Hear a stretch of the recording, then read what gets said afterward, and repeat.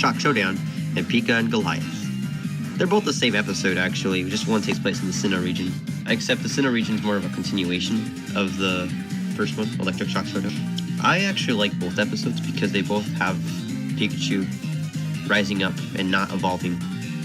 I almost started singing the Rocky song there. Rising up into... Oh, I'm not singing it. Anyway, Pikachu proves that he doesn't have to evolve to beat a Raichu. He can do whatever he wants because he's Pikachu.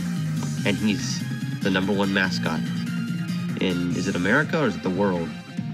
Something like that, I don't know. But I think he got that reward this year. Good job, Pikachu. You did it. Frustration, also known as the semi-final frontier.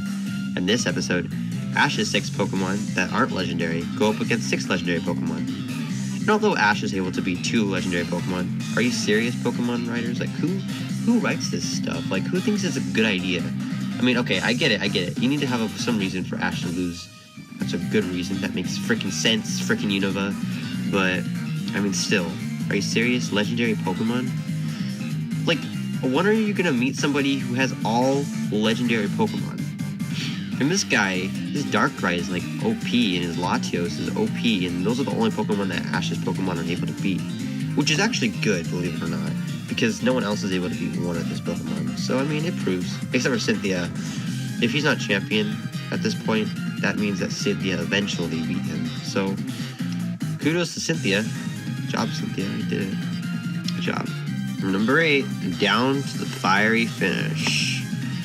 This episode is about Ash and Alon finally facing it out in the end. Yeah, that's really all there is to say about this episode. I don't want to spoil anything because it's a newer episode and a lot of people are like, oh, no spoilers, please. Even though I already spoiled every episode but this one. Yeah. Oh, by the way, Alon wins. Number 8 is Go West Young Meowth. Wait, no. No, that's not right. It's number 7. Number 7 is Go West Young Meowth. Yeah, Okay, so this episode is about Meowth and that he wants a girlfriend. But this isn't recent, actually. It takes place a long time ago, and it's just Meowth telling a story and trying to get a girlfriend. Again. And it tells you how Meowth was able to learn to talk, or why he did it. It's because he wanted a girlfriend. We will literally do anything to get a girl, won't we, these days? Or in the 90s, at least. Oh, Meowth. Oh, technically that would be the early 90s, because if that happened at 94, I'm assuming that would have happened like 4... Wait, when did the original... we're not going to do this right now. I'm sorry, we don't have time. You can research that on your own. I'm not doing this. Number 6, Island of the Giant Pokemans. This episode really brings me back to my childhood. You see, my mom once brought home a book of all these episodes. And by all these would be a 3-part episode that we're going to label the Island of the Giant Pokemon, I don't know, what do they call those? Trilogy, like the Star Wars trilogy, but with Pokemon. And it's a lot less exciting, but still, I mean, Pikachu talks in this one, okay? He talks. Name another episode where Pikachu talks. I mean, there's episodes where other Pokemon talk. I think that was in the Kalos region somewhere. He had a dream, but Pikachu specifically didn't talk. Just Froakie and all of other Ash's Pokemon. Has Pikachu ever talked? Like used a real voice to talk? Like, not like subtitles, but like, does that ever happen? I'd like to hear that. Like, somebody, they need to do that. They've done everything but that. They turned Ash into a Pikachu. They turned Brock and Misty into dolls. They haven't had Pikachu legitimately talk. I always imagine him with like this deep voice. Not Danny DeVito. I mean, a lot of people imagine him with Danny DeVito's voice, but I imagine him more like a deep voice, like a bit different than Danny's though, just a bit, you know, like a bit more like masculine type of thing. You know what I mean? I'm sorry, Danny. Number 5, a showcase debut, and yeah, it's another episode that might make you cry. Actually, if you wanted me to be honest, I was kind of sad, but I didn't cry, okay? Crying is for babies, and I am not a baby, okay? This is a Kalos region episode. I can't cry in a Kalos region episode. Just get a little sad, and like the episode as much as I can, because I did like the episode. in this episode, Serena changes her clothes. So there, character development for you. Some people don't believe Serena had any character development, but I mean, changing clothes, I think that's enough. That's enough character development. Has any Pokemon character ever I mean, I guess Ash Ketchum does every region. I think Brock did a little bit. No, wait, didn't he? No, does Brock? I don't know. You know what? I don't know. I'm sorry. I don't watch the anime.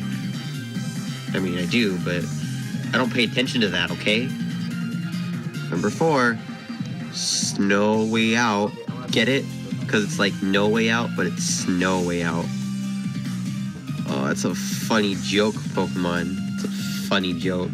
Anyway, Snow Way Out is about Ash getting stuck in a cave with all of his Pokemon. And it's really a nice episode because they all start to warm him up. And Tears After the Cloudy Weather plays, I believe.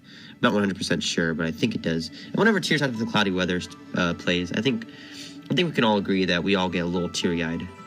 I don't get teary-eyed at this episode very much, but it's a very nice episode to watch. I would recommend this one for sure. Number 3, Pikachu's Goodbye. Oh, Pikachu doesn't really say goodbye in this episode, by the way. Oh, by the way, this whole episode's been spoiler alert, so, like, yeah. Anyway, so, yeah, Pikachu doesn't say goodbye. Instead, we get a really cool montage that makes you cry. Actually, it made me cry as a kid, or almost cry. I'll be honest, as when I was, like, 4 or 5 years old, I almost cried at this episode. And I didn't want to watch it anymore because it was too depressing for me. I was like, maybe Pikachu should have gone. I don't know. And then, you know, I kind of would just cry, you know. Anyway, we get this really cool montage of Pikachu and just how he is just journeying with Ash. And it's really nice, actually. I'd recommend this episode too. Probably not for the faint-hearted, but it's still good. And number 2, Bye Bye Butterfree. Bye Bye Butterfree is exactly how it sounds. It's basically Goodbye Pikachu, but with Butterfree. And this time he actually says goodbye to Butterfree with another montage, but this time without a guy singing. It's just Tears After the Cloudy Weather, which in my opinion is how they should have done the Pikachu episode. I mean, I guess it's just my opinion. No one really cares about my opinion, but hear me out here, guys.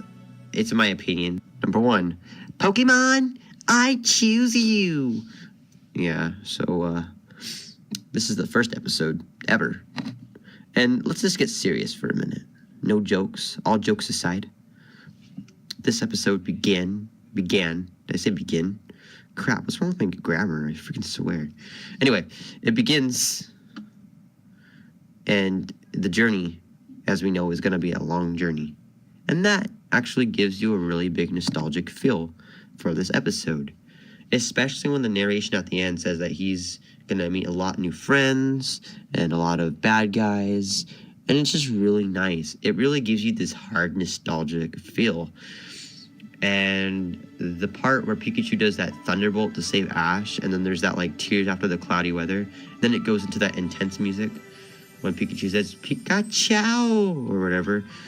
And it's really intense, and I love it. It's a great episode. I also like the part where they see Ho-Oh. That also always gives everyone the tingling feeling. Everyone loves this episode.